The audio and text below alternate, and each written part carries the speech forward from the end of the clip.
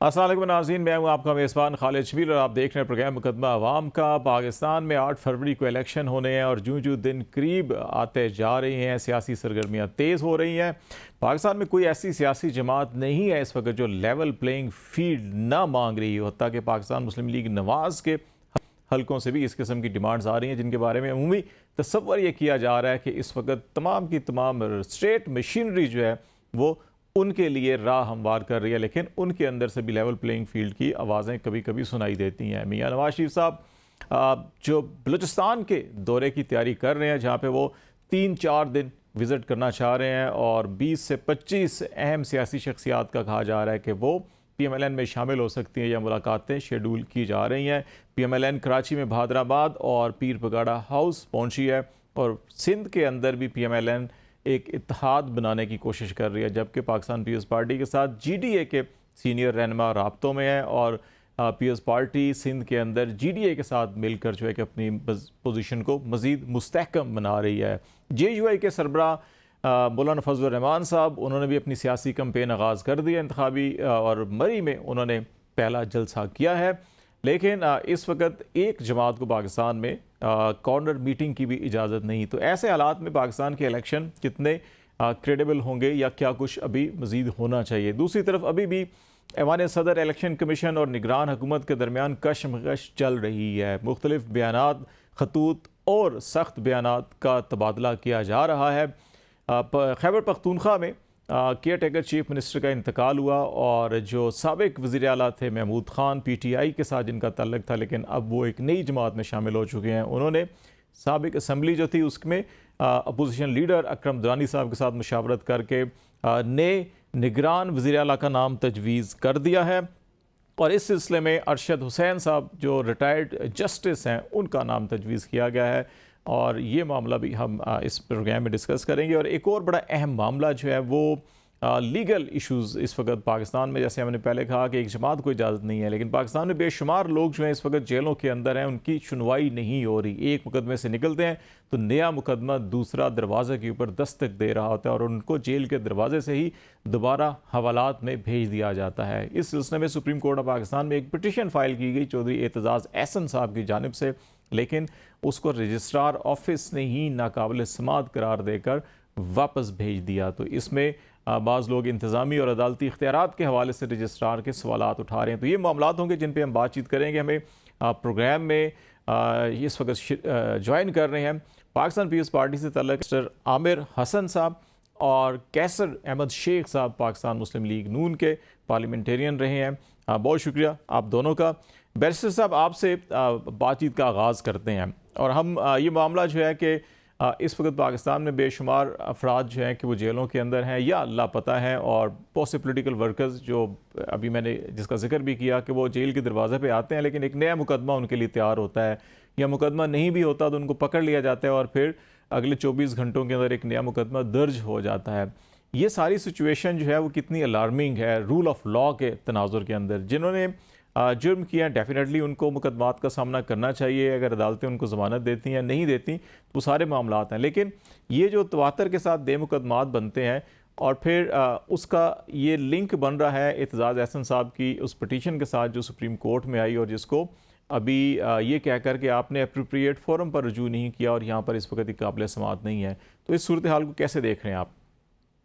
बहुत शुक्रिया जी। देखिए, पाकिस्तान का आइन सबको बुनियादी हकूक देता है और उसके अंदर सियासत करने का भी हक है, लेकिन इसके साथ हमें ये भी बात याद रखनी चाहिए कि कौन से पॉलिटिकल वर्कर हैं जिनके बारे में आपके फरमा रहे हैं। मेरे ख्याल से किस बहुत इक्का दुक्का होंगे जिनके बारे में है कि वो जेन्युइन पॉलिटिकल वर्कर्स हैं और उनके साथ ये सलूक किया जा रहा है। लेकिन अगर किसी ने पॉलिटिकल वर्कर होने से ये नतीजा अखज़ किया है कि आप पाकिस्तान के इदारों के ऊपर हमला आवर हो सकते हैं और हमला करते हुए देखा भी जा सकता है और हमला किया माना भी गया है, तो उनके फिर हकूक, मेरे ख्याल से उनके हकूक के लिए फिर आवाज़ आप जाके ना अमेरिका में जो उनके इदारों के खिलाफ लड़ेगा, जो कि बड़े चैंपियन हैं बुनियादी हकूक के, ह्यूमन राइट्स के, वहाँ पे भी नहीं ये बात उठा सकते और ना UK में। तो मैं समझता हूँ पाकिस्तान भी एक रियासत है। अगर रियासत के अंदर कुछ ऐसे लोग जिन्होंने शरपसंदी की है और पाकिस्तान के दिफाई इदारों पे और उन इख्तियारों के ऊपर, अलामतों के ऊपर हमलावर हुए हैं, तो उनकी तो फिर गिरफ्तारी और उनके साथ कानून के मुताबिक सलूक वो तो होगा मेरे ख्याल से। अगर आप उन्हें रियायत देंगे तो फिर पाकिस्तान तो मेरे ख्याल से एक रियासत के तौर पे उसका आगे बढ़ना मुश्किल होगा। अब देखिए आते हैं जी वर्कर्स जी की। पॉलिटिकल वर्कर्स जो हैं, पॉलिटिकल वर्कर्स के बारे में हम समझते हैं कि सबको ये हक हासिल होना चाहिए, लेकिन उसके लिए खुद ज़रूरी है कि वो सियासी जमात अपने पॉलिटिकल वर्कर्स को सियासत करने दे। उन्हें नफ़रत के बयानिए से दूर लेके जाए। उन्हें ये जो रियासत के ऊपर हमलावर होना है, रियासती इदारों के ऊपर हमलावर होना है, पाकिस्तान के बारे में जो प्रोपेगेंडा करना है, आप देखिए ना, आप सोशल मीडिया के ऊपर देखिए कि क्या हो रहा है। अगर इस तरबियत के साथ कोई आएगा तो क्या उसे सियासत करने दी जानी चाहिए? या किसी भी रियासत के अंदर रियासत के खिलाफ प्रोपेगेंडा किया जाए तो उन लोगों को सियासत करने दी जाती है? फिर कोई भी रियासत आप ले लें। तो मैं समझता हूँ इसके लिए खुद पीटीआई का अगर आप कहते हैं तो पीटीआई की सियासी क़यादत को या क़यादत को कोई सियासी क़यादत सामने लानी चाहिए और वो सियासी क़यादत आके मामलात को आगे लेके चलती। और अगर किसी क़यादत की तरफ इल्ज़ामात साबित हो रहे हैं या उन पे जुर्म साबित हो रहा है तो थोड़ी देर के लिए उन्हें साइड पे किया जाए और एक सियासी क़यादत संभाले और सारों के सियासी हकूक़ का तहफ़्फ़ुज़ करे। पाकिस्तान पीपल्स पार्टी इस हक़ में तो है, लेकिन पीपल्स पार्टी ये आवाज़ नहीं उठा सकती कि अगर पाकिस्तान के अंदर पहली दफ़ा किसी ने पाकिस्तान के 76 सालों में पाकिस्तान के इदारों के ऊपर, हम तो आज नहीं बोल रहे, हम तब भी बोले थे जब किसी ने सुप्रीम कोर्ट के ऊपर हमला किया था, हम तब भी बोले थे जब किसी ने पार्लियामेंट के ऊपर हमला किया था और हम आज भी बोल रहे हैं। तो हम ये नहीं है किसी एक इदारे के लिए, हर इदारा जो कि आईनी इदारा है, मोतबर इदारा है और रियासत की अथॉरिटी का या आईनी इदारों का एक इख्तियारा है, उसके ऊपर कोई हमला आवर हुआ है तो वो तो काबिल माफ़ी नहीं है, उसके साथ तो कानून के मुताबिक होना चाहिए। हाँ, सियासत का हक है, लेकिन कोई सियासत करना तो चाहे ना, सियासी क़यादत सामने आए, सियासत करे। पीपल्स पार्टी भी ऐसी सियासी क़यादत की मुंतज़िर है पीटीआई में और हम चाहते हैं कि जो सियासी क़यादत आए उन्हें उनके हकूक़ मिलने चाहिए। मैं ज़रा कैसर शेख साहब को भी इन करता हूँ, फिर हम उस मामले पे भी आएंगे जो सुप्रीम कोर्ट में मामला चैलेंज हो रहा है कि कैसर साहब तमाम सियासी जमातें लेवल प्लेइंग फील्ड की बात कर रही है और इंक्लूडिंग आपकी जमात में से भी जावेद लतीफ़ साहब प्रेस कॉन्फ्रेंस करते हैं तो वो भी कहते हैं कि लेवल प्लेइंग फील्ड हमें भी नहीं मिल रहा और बाकी तमाम जमातें including PS party, Tehreek Insaf, बाकी तमाम ये कहते हैं कि सबसे ज़्यादा लेवल प्लेइंग फील्ड ही आपके लिए तैयार किया जा रहा है और बज़ाहिर लगता ही है कि पूरी रियासती मशीनरी आपके लिए ही बिछी हुई है। तो इस तासुर को कैसे ख़त्म किया जा सकता है? और फिर जो आपकी जमात के अंदर से ये शिकायत आती है कि लेवल प्लेइंग फील्ड हमें नहीं मिल रहा, उसकी बुनियादें क्या है आपकी नज़र में? बिस्मिल्लाहिर्रहमानिर्रहीम। मैं क्योंकि चनियोट से एमएनए इलेक्ट होता हूँ, ये आप खुद अंदाज़ा कर लीजिए कि आज से 1.5 महीना पहले जो हमारी सारी ग्रांट्स थी जो हमने असम्बली में पास करवाई थी, जो कि तरक्याती स्कीम्स थी और दे चुके थे हम लोगों को, गलियाँ कि ये फ़लाँ गली बनेगी, ये फ़लाँ सड़क पे मुरम्मत होगी, ये नाली बनेगी, वो सारा तय हो के तो इलेक्शन कमीशन ने वो रोक दिया है उसको। ये हमारे हल्के में मुस्लिम लीग के लिए। मुझे तो ये लेवल प्लेइंग फील्ड की समझ नहीं आ रही कि क्या, वो तो देखें ना, अगर ये देख रहे हैं कि किसी जमात की पॉपुलैरिटी है उसको देख के कहना चाह रहे हैं तो उनकी मर्जी है, बाकी तो मेरे हल्के में आ जाइए, आप अंदाज़ा कर लीजिए कि हमारी सारी स्कीमें रुकी पड़ी हैं और कौन सी हमारी बात को किसी, अगर किसी डीसी को या किसी हम जाके वहाँ पे पुलिस के डीपीओ को कोई बात करते हैं तो मानते ही नहीं है।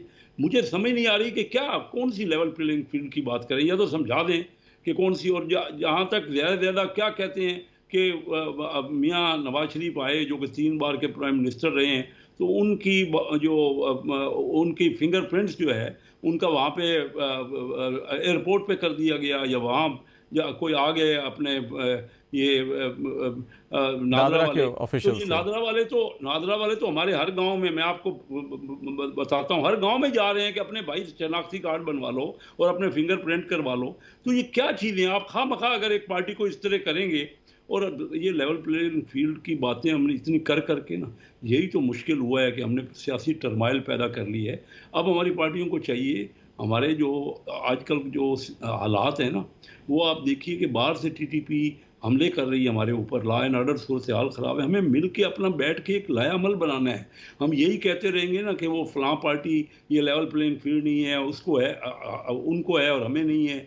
हम कहाँ ये टर्माइल, अब पार्टी अगर कोई मसला है तो आपस में पार्टियां बैठ जाएं, चार्टर ऑफ डेमोक्रेसी हुआ है, और अगर कहीं इख्तलाफ है तो पार्टियों को क्या मसला है कि आपस में बैठने को तैयार नहीं। जब ये पीछे पीटीआई 5 साल के लिए बनी और 3.5 साल वो हुकूमत में रहे, तो उसके बाद हम कहते रहे उनको कोई बैठो और चार्टर ऑफ इकॉनमी करो, मुल्क के हालात अच्छे नहीं हैं।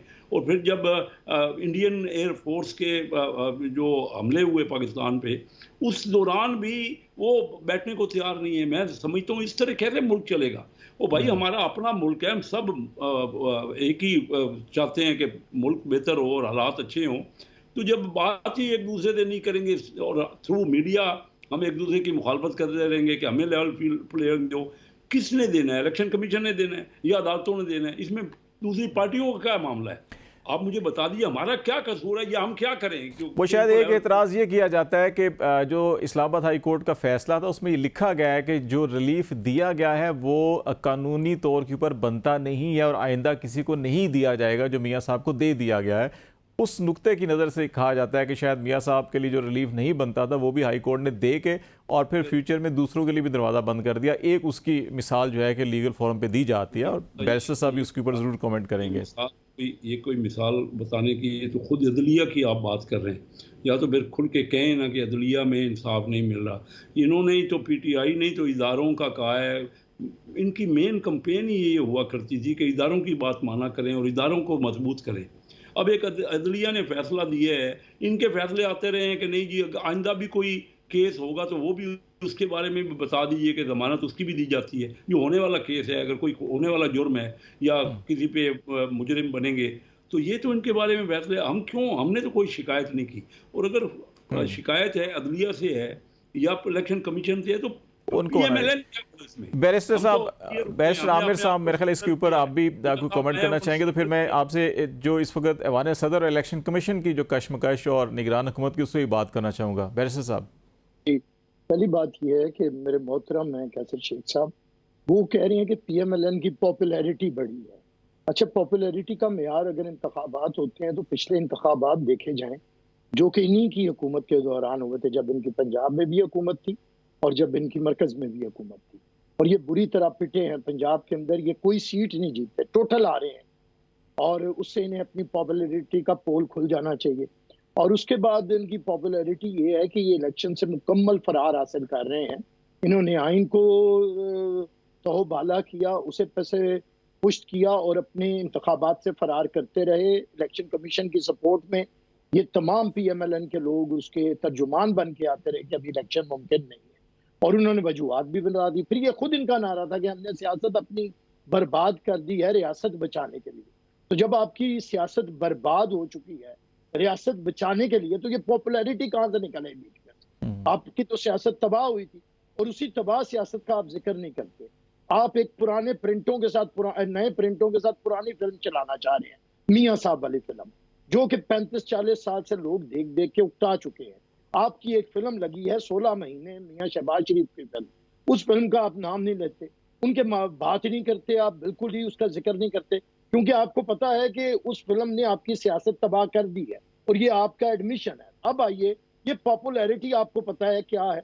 इसी पॉपुलैरिटी से आप डरते हुए अब किसी की गोद में बैठना चाहते हैं। आप अदलिया के बलबूते पे जैसे आ रहे हैं, ये वही अदलिया थी जो मियाँ साहब के साथ जो कर रही थी, आपको भी पता है, हमें भी पता है। और इसी अदलिया से और इन्हीं केसेस से डर के मियाँ साहब 4 साल से पाकिस्तान वापस नहीं आ रहे थे। ये कहां से इशारा है, किसके इशारा अबरू पे ये डील वील हुई है कि अब मियाँ साहब भागम भाग आ रहे हैं, उनके लिए मीनारे पाकिस्तान सज रहा है। और हमारे दोस्त कहते हैं ये कौन सा हमने जी लेवल प्लेइंग फील्ड नहीं मांगते। आप कल तक कह रहे थे कि तराजू के दोनों पलड़े बराबर होने चाहिए, और आपके तराजू के पलड़े यही बराबर होते हैं कि कोई हमीद गुल आए और आपको अपनी गोद में बिठा ले, फिर आपको तराजू के पलड़े बराबर नजर आते हैं। आपके लिए IGI बनना शुरू हो जाए, फिर आपको तराजू के पलड़े बराबर नजर आते हैं। यही बाप पार्टी जो हमारे साथ मिलके यूसुफ रजा गिलानी को लीडर ऑफ द ऑपोजिशन बनाए, तो आप कहते हैं ये बाप, हमें पता है बाप कौन है।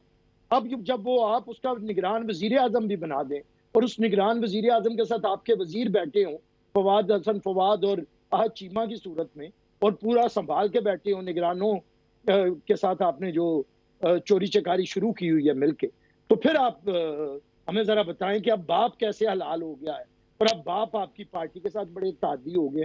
तो मैं समझता हूँ मेरे से ना पूछें, मैं पॉलिटिकल वर्कर हूँ, शेख साहब खुद भी जानते हैं कि क्या क्या इन पे नजर करम हो रही है और किस तरह ये आगे बढ़ रहे हैं। हम ये कहते हैं कि खुदा के लिए पाकिस्तान की सियासत को मजीद जलील और रुसवा ना करें। यही रुसवाई थी कि पहले किसी ने गोद में बैठ, और हमें कोई डर नहीं है, आप एक दफा फिर बैठ जाए। आप 88 में भी बैठे हुए थे, आपने IGI बनाया। आप 90 में भी बैठे हुए थे, आपने उस वक्त भी IGI के जरिए हमारे साथ इलेक्शन लड़ा। आप फिर दोबारा बैठ के जो करना चाह रहे हैं आप बैठ जाइए। 2013 के इलेक्शन के ऊपर देखिए, मैं एक बात बड़ी बुनियादी कहना चाहूंगा, पाकिस्तान का सबसे बड़ा मसला हक़ हाकमियत अवाम को लौटाना है, यानी कि शफाफ इंतखाबात। इसी बुनियाद के ऊपर पाकिस्तान बना था। अगर उस वक्त शफाफ इंतखाबात हो के फैसला ना होता तो पाकिस्तान ना बनता। कश्मीर का इशू इसी शफाफ इंतखाबात और हक़ हाकमियत को रोकने की वजह से 76 साल से हमारे लिए मुसीबत और जंगों की सूरत हाल है दो ममालिक के दरमियान। इन्हीं शफाफ इंतखाबात ना होने की वजह से पाकिस्तान टूटा। इन्हीं शफाफ इंतखाबात ना होने की वजह से आज तक पाकिस्तान के मसाइल हैं। हम फिर कहते हैं कि ये जो आप किसी के नजर आना शुरू हो जाता है ना कि आजकल नजर करम इस पे है, आजकल लाडला ये है, गवर्नर हाउस में प्रोटोकॉल लगना शुरू हो जाते हैं, गवर्नर हाउस में पार्टी के इजलास होना शुरू हो जाते हैं, आपके वजीर आपकी पॉलिसीज को टो करने लगते हैं। इसी तरह निगरान हुकूमत 2013 वाली जो निगरान हुकूमत थी, मुसद्दक मलिक साहब को आप उससे पहले जानते थे, वो पानी और बिजली के वजीर बने थे हमारी हुकूमत जाने के बाद 2013 में, और उन्होंने टका के लोड शेडिंग करवाई। उसमें हमारे दौर में 6 घंटे लोड शेडिंग होती थी, उन्होंने 14-14, 16-16 घंटे लोड शेडिंग की ताकि पीपल्स पार्टी को बदनाम किया जाए उन 3 महीनों में। उसके बाद से 2013 से लेकर 10 साल हो गए हैं, मुसद्दक मलिक साहब को इन्होंने सेनेटर बनाया हुआ है। आमिर साहब, ये जो साफ शफाफ इलेक्शन का मामला है, इसके ऊपर यकीनी तौर पर बड़ा हमेशा से सवालिया निशान रहा है, और कैसे साहब भी इस पर कोई बात करना चाह रहे हैं।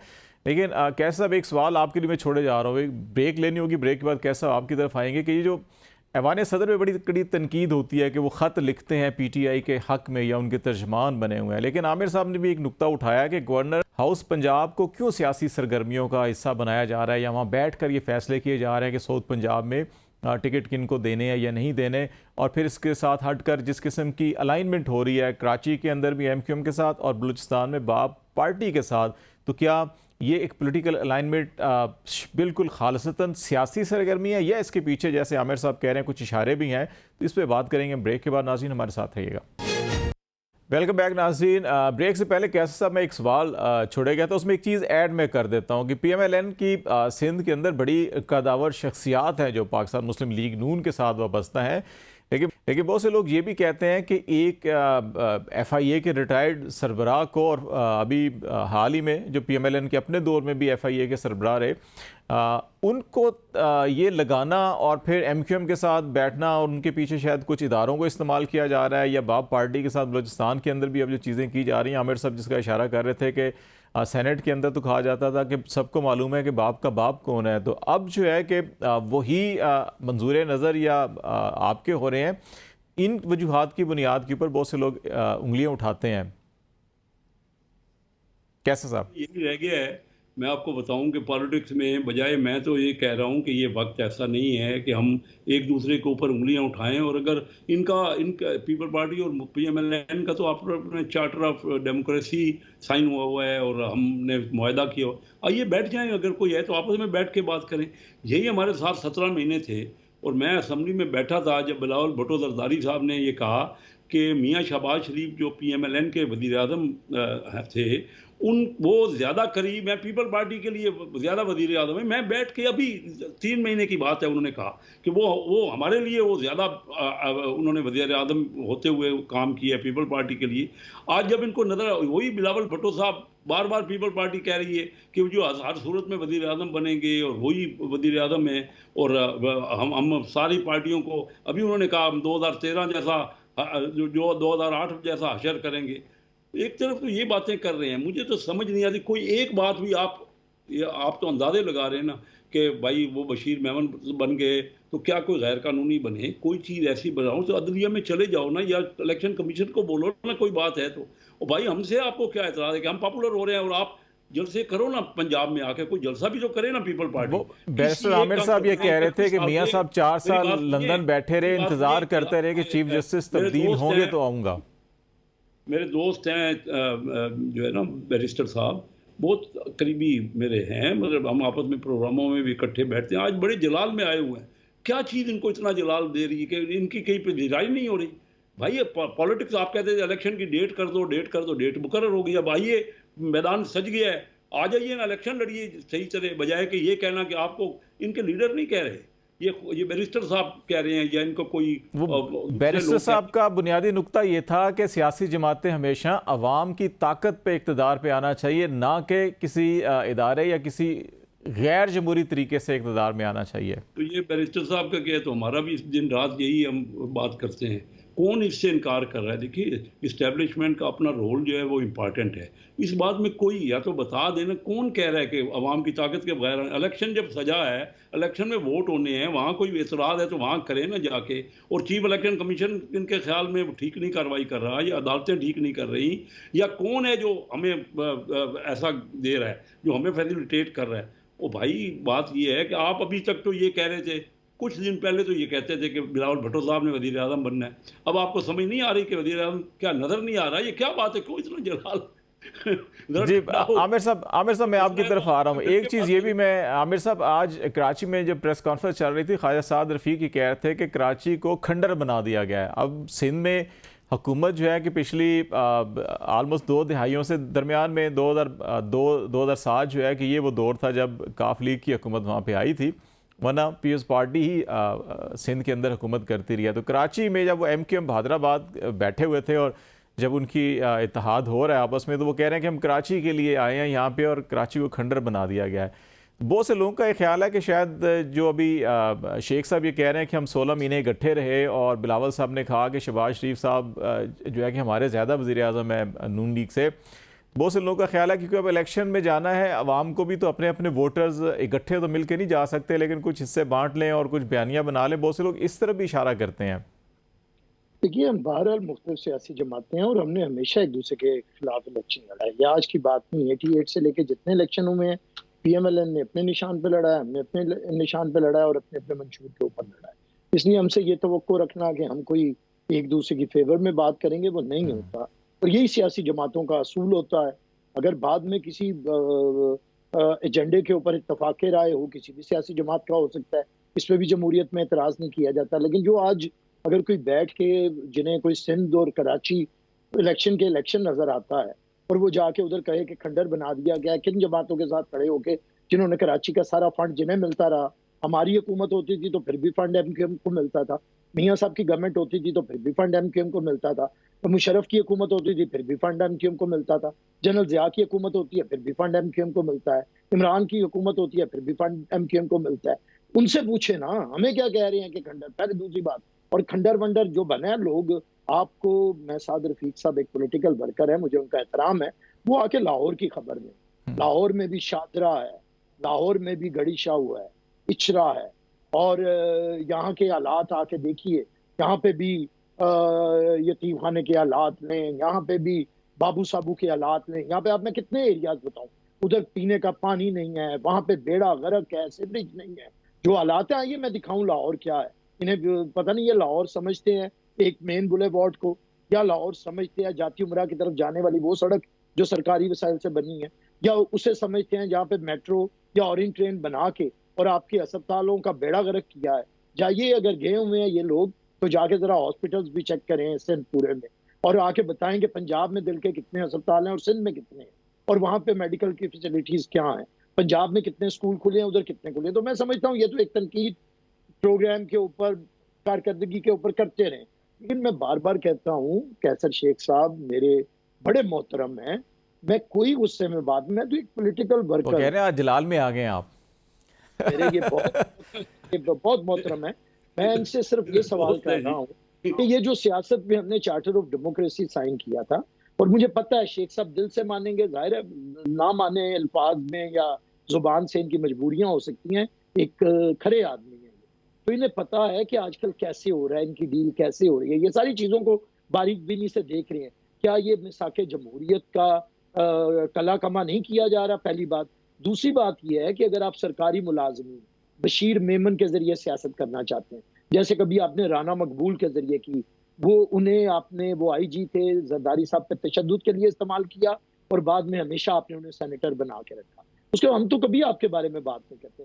फिर मैंने मुसद्दिक मलिक साहब की मिसाल दी कि हमारी 2013 की हुकूमत को सिर्फ खराब इस पे किया गया कि जी लोड शेडिंग और कर कौन रहा था? मुसद्दिक मलिक, पानी बिजली का निगरान वजीर 3 महीने के अंदर, 10 साल से आप उसे नाम। तो हम ये कह रहे हैं साजिशों की सियासत ना करें। आज फवाद प्रिंसिपल सेक्रेटरी है मियां नवाज शरीफ का, आज चीमा प्रिंसिपल सेक्रेटरी है मियां शहबाज शरीफ का। अगर उनके जरिए आप निगरान कैबिनेट को कंट्रोल करेंगे तो ये नहीं।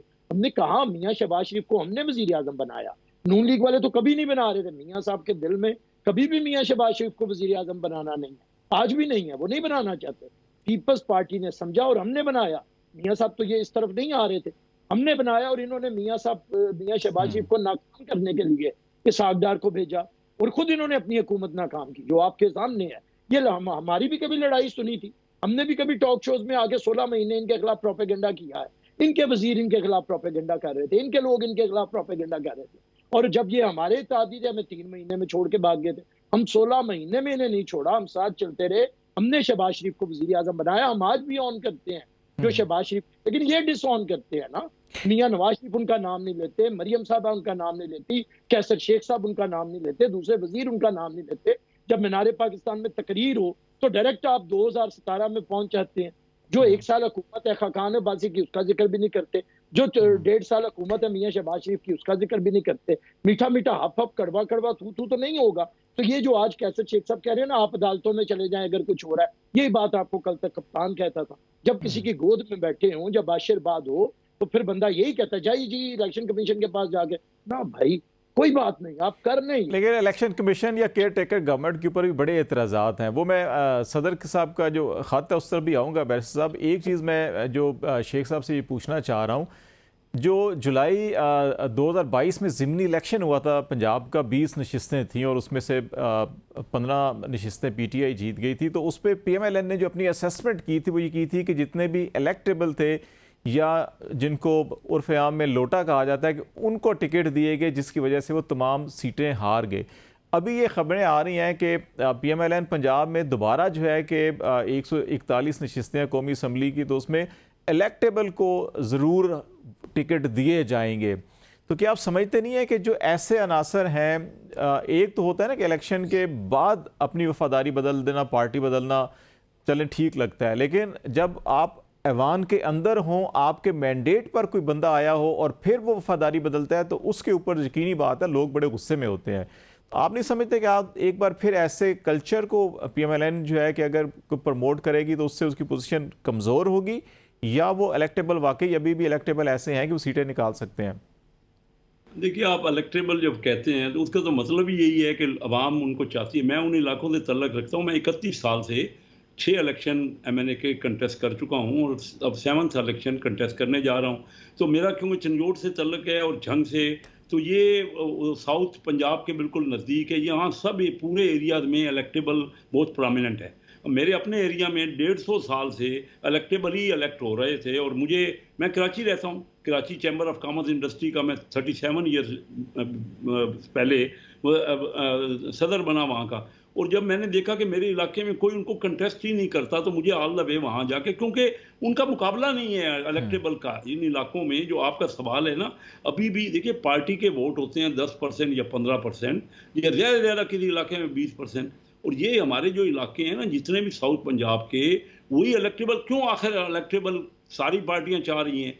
और ये जमहूरियत का तकाजा है, जो जिनको लोग चाह रहे हैं। इलेक्टेबल का मतलब क्या है कि लोग उनके लिए अभी भी वोट देना चाह रहे हैं। तो जिनको चाह रहे हैं, क्यों नहीं हर पार्टी उसको चाहेगी। और ये नेचुरल फिनोमेना है। अगर आप ये पार्लियामेंट्री सिस्टम रखेंगे तो इसमें तो होगा ही होगा। ये बातें पुरानी हो गई कि किसी खंबे को वोट दे रही पार्टी। अभी देखिए ना, PTI का जो सूरत हाल है, 9 मई के बाद जो कुछ उन्होंने रियासत से टसल ली और उसके बाद जो उनकी सूरत बनी है, उनके सारे लीडर उनको छोड़ गए हैं। अगर कोई पार्टी पॉपुलर होती, ठीक है, और लाएं अभी मेंबर। हमारे अपने इलाकों में मसलन मेरे खिलाफ जो PTI के मेंबर कंटेस्ट करते थे, वो आज पता ही नहीं है, उन्होंने छोड़ दी। और अब कोई कैंडिडेट ही नहीं है वहाँ। PTI का कैंडिडेट होना चाहिए ना। अगर कोई पार्टी पॉपुलर है तो उसको 1, 2, 3, 4, 5, 6 मेंबर, 8 लाख में से 6-8 बंदे तो मिल जाए ना, जो उनकी टिकट लेने को लिए तैयार हो।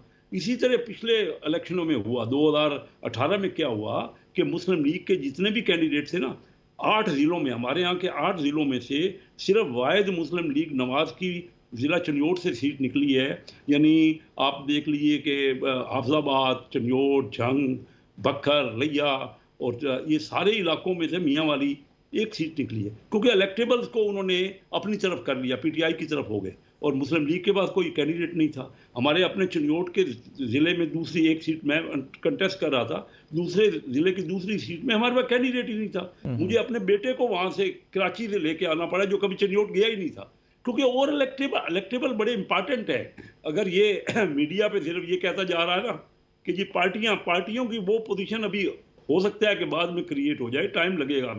अभी तो हलकों में आपके पास हर पार्टी के बाद उनके अलावा कोई और, पीटीआई ने भी यही किया, पीपल पार्टी भी यही चाहती है और मुस्लिम लीग भी यही चाहती है। इसमें मैं फ्रैंकली आपसे कहूँ, मैं कहता रहा हूँ नहीं जी, इलेक्टेबल के बगैर नहीं अभी तक इलेक्शन मुमकिन नहीं होगा। बहुत शुक्रिया कैसर अहमद शेख साहब, आपका भी। बैरिस्टर आमिर हसन, आपका भी बहुत शुक्रिया। बातचीत करें पाकिस्तान की मजमूई सियासी सूरत हाल के हवाले से। नाज़रीन एक ब्रेक लेंगे, ब्रेक के बाद वापस आएंगे तो कुछ फ़लस्तीन की सूरत हाल, OIC का एलामिया और वज़ीर आज़म पाकिस्तान सऊदी अरब के अंदर है, वहाँ पर क्या मामला चल रहे हैं, इस पर बातचीत करेंगे ब्रेक के बाद। हमारे साथ रहिएगा।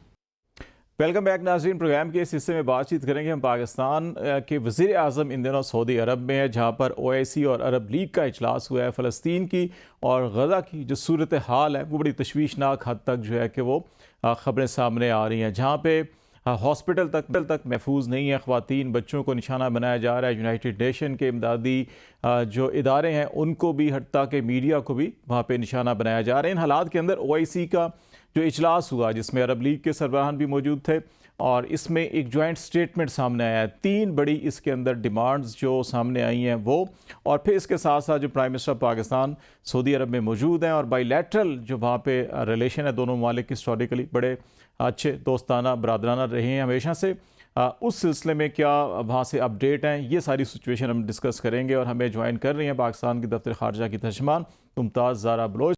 बहुत शुक्रिया मैडम आपका प्रोग्राम के लिए टाइम निकालने का। सबसे पहले हम OIC के डिक्लेरेशन के ऊपर बात कर लेते हैं कि 3 बड़ी डिमांड सामने आई हैं, जिसमें एक गज़ा का जो मुहासरा है उसको ख़त्म करने की बात की गई है। फिर इसके साथ साथ इंसानी हमदर्दी की बुनियाद के ऊपर जो इमदादी सरगर्मी है उसके ऊपर बड़े वहाँ पाबंदियाँ, रिस्ट्रिक्शंस हैं कि उनको बहाल किया जाए, ओपन किया जाए। और फिर तीसरा, इसराइल को हथियारों की जो एक्सपोर्ट है वो बंद की जाए, ताकि जिस बेदरेग तरीके से वहाँ पे कत्लेआम किया जा रहा है इंसानों का, फ़लस्तीनियों का, उसको बंद किया जा सके। इस आउटकम से आप क्या समझती हैं कि आने वाले दिनों के अंदर क्या असरात मुरतब हो सकते हैं? शुक्रिया बहुत बहुत।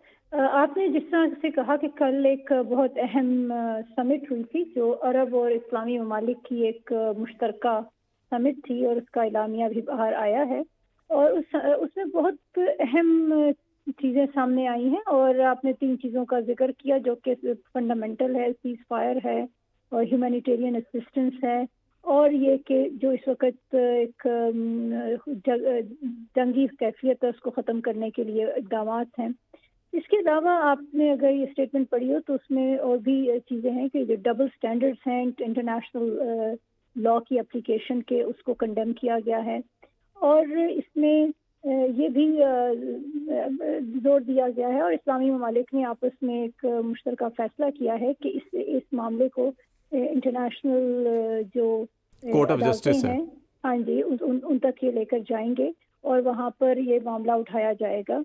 तो ये बहुत हमारे नज़दीक बहुत अहम एक कंसेंसस डेवलप हुआ है इस्लामी ममालिक का, और हमारा एक रोड मैप तैयार हो गया है कि आगे हम सारों ने मिलकर किस तरह से एक मुश्तरका तरीके से फ़लस्तीन के हक के लिए आवाज़ उठानी है। तो इस हिसाब से एक हमें रोड मैप मिला है। दूसरा ये हुआ है कि एक इंटरनेशनल कम्युनिटी को एक मैसेज किया है कि अरब ममालिक और इस्लामी ममालिक इस पे मुत्तफिक हैं कि जंगबंदी फौरी तौर पर होनी चाहिए, मुहासरा रुकना चाहिए, और जो वहाँ पर इंसानी हकूक़ की खिलाफ वर्जी हो रही है उसको ख़त्म होना चाहिए, और फ़लस्तीन के अवाम को उनके हकूक़ मिलने चाहिए। मैडम इस तो पे एक ये चीज़ बताइएगा बहुत पॉजिटिव। हाँ जी। जी, एक चीज़ ये बताइएगा कि इस रोड मैप के तनाज़ुर के अंदर इमीडिएट रिलीफ तो डेफिनेटली सबसे इस वक्त तमाम दुनिया की कोशिश है कि ये जंग बंदी हो, जो इस वक्त वहाँ पे लड़ाई है वो रुके ताकि इमदादी काम शुरू हो सकें और रिहेबिलिटेशन ये बाकी काम हो सकें। लेकिन देर पा जो पायदार अमन है मशरक़ वस्ता में नहीं बल्कि ये फ़लस्तीन का मसला जो है कि ये पूरी दुनिया के साथ जुड़ा हुआ है कि हम मशरक़ वस्ता को देखें या हम इवन साउथ एशिया को देखें और एशिया को जहाँ पे कश्मीर का इशू भी है कि जो एक सस्टेनेबल जो पायदार अमन की हम बात करते हैं दुनिया के अंदर, उस हवाले से जो रोड मैप के अंदर आप बता सकते हैं की फीचर्स क्या हैं जिस पे OIC के तमाम रुकन ममालिक जो हैं कि UN के साथ मिलकर आगे बढ़ें ताकि इसका एक मुस्तकिल हल निकाला जा सके।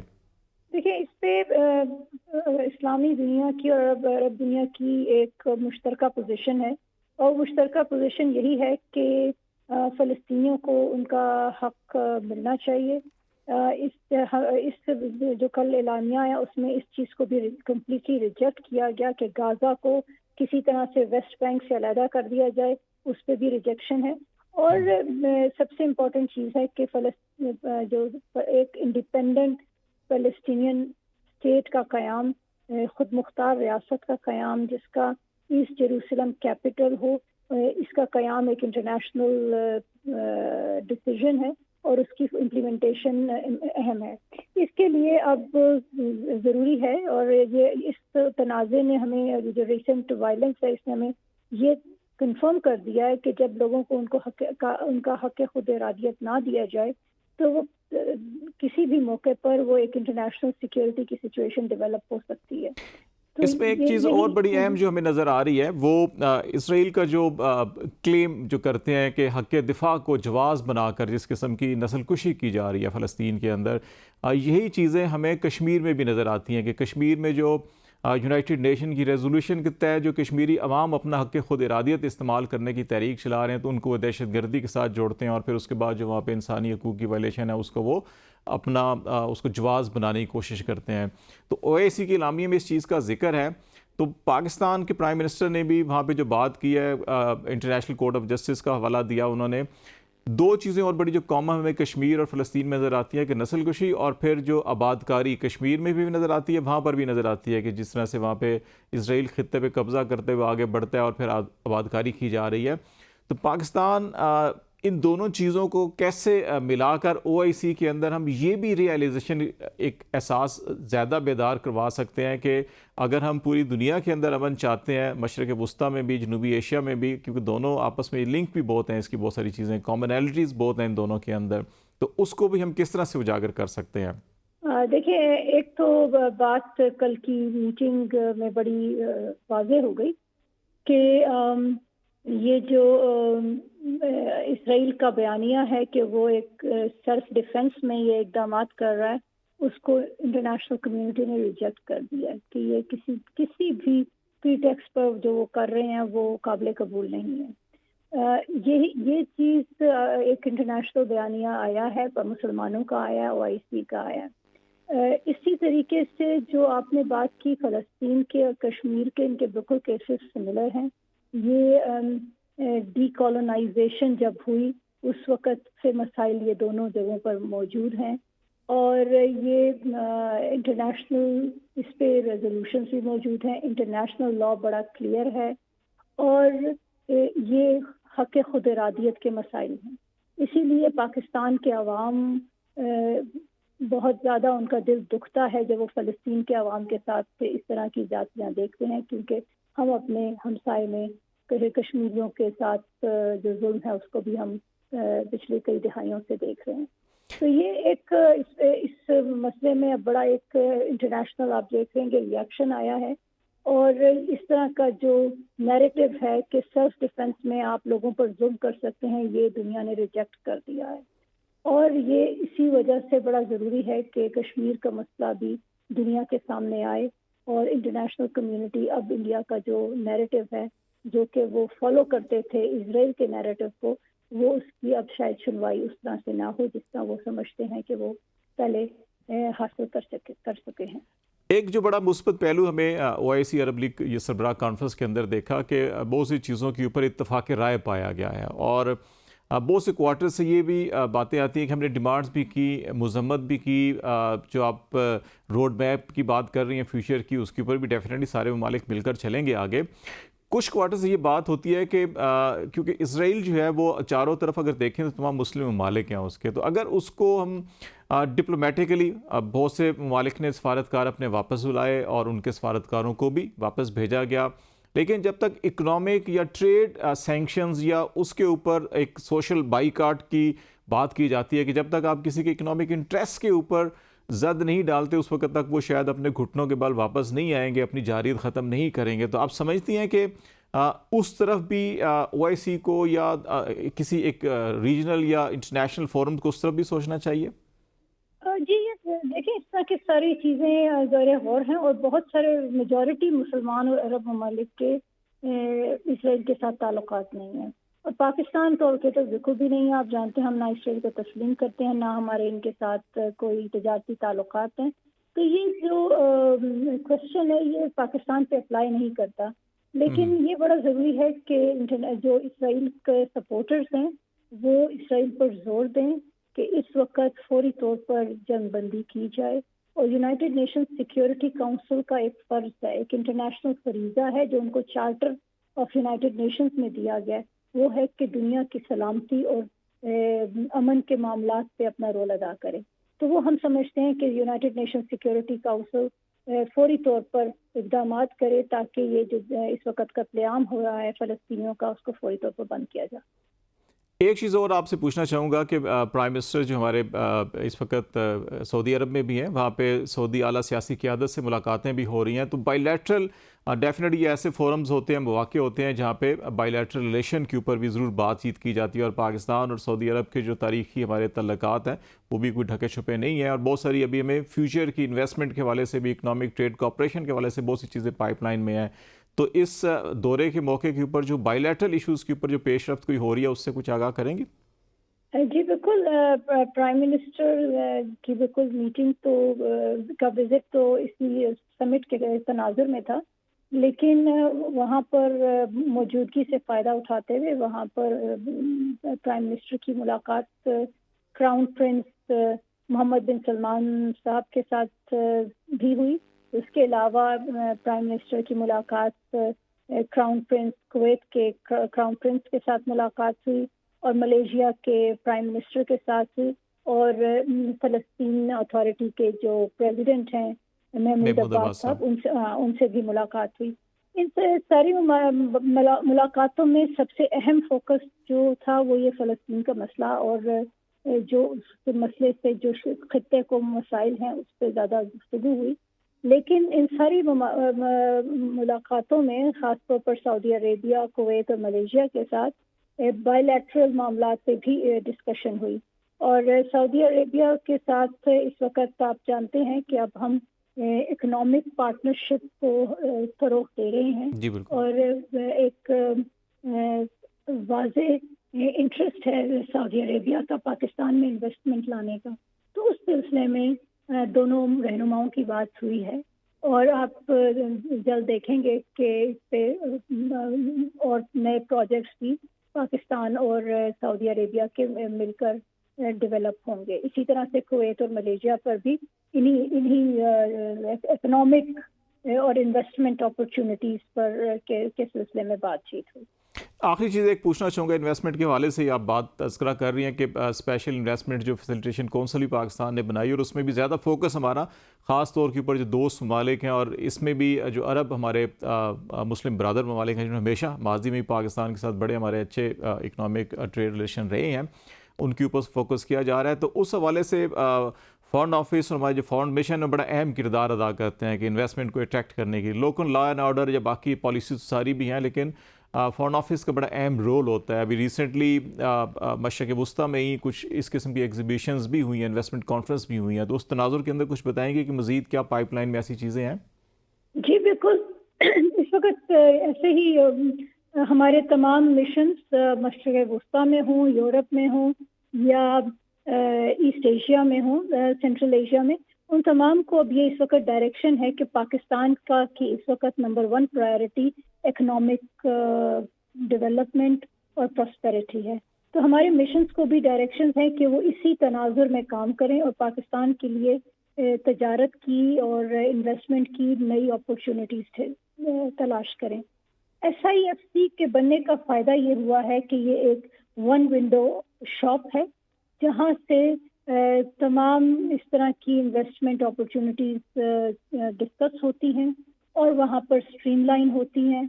और अगर कोई हमारे इन्वेस्टर्स को या हमारे जो तजारतकार हैं जो बाहर से आ रहे हैं उनको अगर कोई मसाइल होते हैं तो वो इस SIFC के थ्रू बड़ी जल्दी हल हो जाते हैं, क्योंकि जो एक ताजिर होते हैं या इन्वेस्टर्स होते हैं उनको अपने इन्वेस्टमेंट की प्रोटेक्शन बड़ी अजीज होती है और वो चाहते हैं कि जब वो किसी मुल्क में जाएं उनको ब्यूरोक्रेटिक हर्डल्स का सामना ना करना पड़े। तो ये SIFC के थ्रू ये सारे मसाइल अब स्ट्रीमलाइन होने शुरू हो गए हैं और इस वजह से हमारे पे भी फॉरेन ऑफिस और हमारे मिशन से भी एक नई जिम्मेदारी आयद हो गई है ताकि हम मिलकर पाकिस्तान की इकोनॉमी की डेवलपमेंट में कंट्रीब्यूट कर सकें। बहुत शुक्रिया मैडम मुमताज़ हमारे से बातचीत करती तर्जमान दफ्तर खारजा, और इसमें OIC अरब लीग के सरबराहान की जो कॉन्फ्रेंस हुई बड़ी अहम, और उसका जो एलामिया फ़लस्तीन के हवाले से और फिर जो बायलैटरल रिलेशन थे पाकिस्तान में उसमें बातचीत की। नाज़रीन आज तक के लिए इतना ही। खालिद जमील को इजाज़त दीजिए। अल्लाह हाफ़िज़।